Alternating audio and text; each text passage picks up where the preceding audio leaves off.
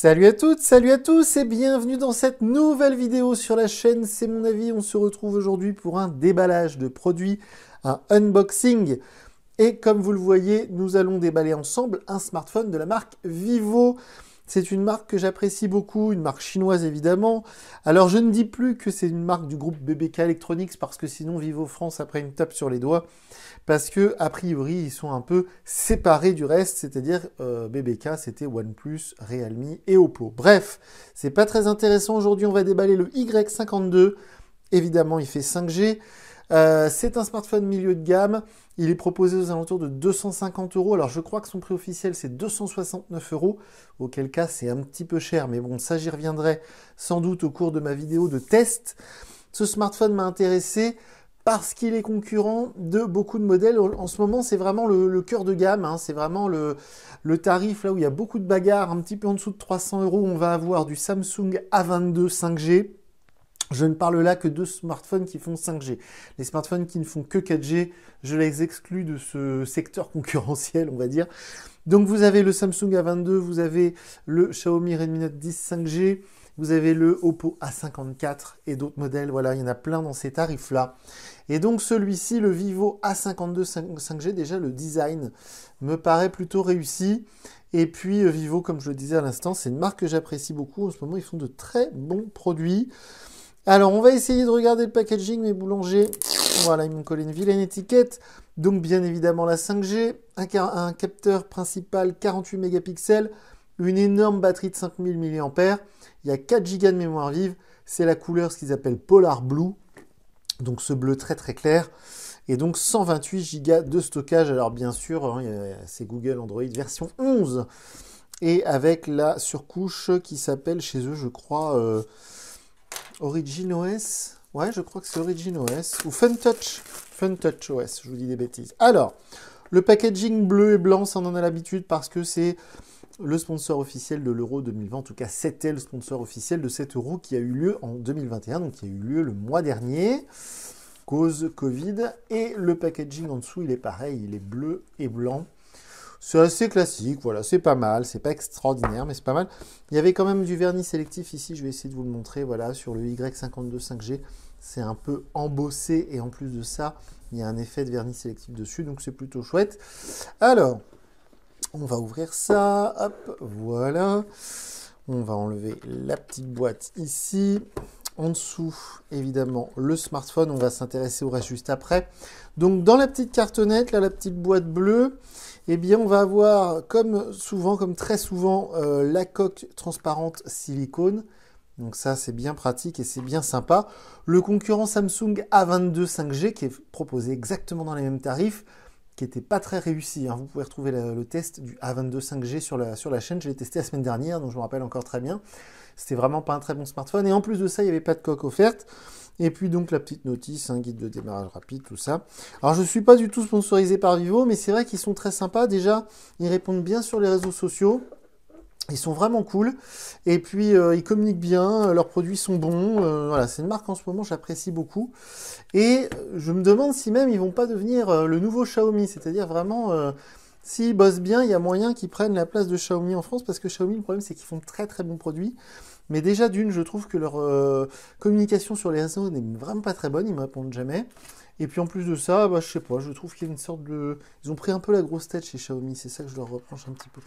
Alors, l'adaptateur secteur, on va voir là, c'est du 18 watts, c'est du classique, hein, il n'y aura pas de charge rapide hein, sur un modèle comme ça. Mais 18 watts, c'est le minimum pour recharger une énorme batterie de 5000 mAh, hein, parce que là, il y a une grosse batterie.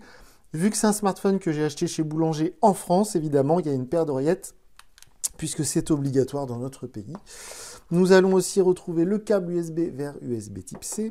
Je ne sais pas si vous allez voir, dessus, il y a l'espèce de petit logo. C'est pas très intéressant, mais bon. Hop, voilà.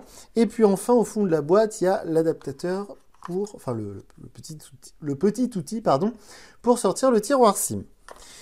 Voilà, donc la boîte, elle est vidée. On va pouvoir maintenant s'intéresser au téléphone. Alors, voyons voir. Bon, on est sur un format, je dirais, assez classique dans ces prix-là. C'est-à-dire que c'est un très grand smartphone et il est assez lourd, hein. On n'est vraiment pas loin des 200 grammes. Donc là, dans ces prix-là, il ne faut pas être trop exigeant. On va avoir des smartphones assez lourds. Alors par contre, il est très très beau, hein. Franchement, le design est magnifique. Ça, chez Vivo, ils savent faire maintenant, hein, parce que franchement, tous les smartphones que j'ai essayés chez eux ces derniers temps sont très très beaux au niveau design, très réussi. Là, il y a des reflets splendides, hein, c'est très beau, franchement. Waouh, ça en jette. Alors, on a un énorme capteur photo, on le disait, c'est du 48 mégapixels. C'est pareil, hein, chez Vivo, ils savent faire de très bons capteurs photo. Alors, les capteurs photo qu'on retrouve sur les smartphones, hein, c'est souvent du Sony. Hein, ça, c'est Sony qui fabrique, c'est pas grave.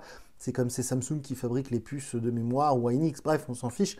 Mais c'est vrai que Vivo a acquis un savoir-faire au niveau du traitement photo. Donc, on a le second capteur qui, sans doute, est pour l'ultra grand angle. Hein, je vais tester tout ça. Et puis, le troisième capteur qui est caché ici, qui est sans doute pour l'effet de profondeur avec le flash. Sur la tranche gauche, on n'a rien du tout. Que dalle.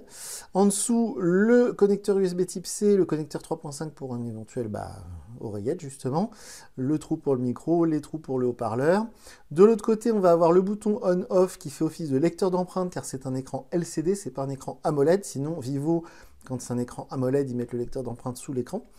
On a le bouton ici pour le volume, et puis au-dessus, on va avoir le tiroir SIM et le second trou pour le second micro. Je vais l'allumer tout de suite, on va aller ensemble jusqu'à l'écran d'accueil.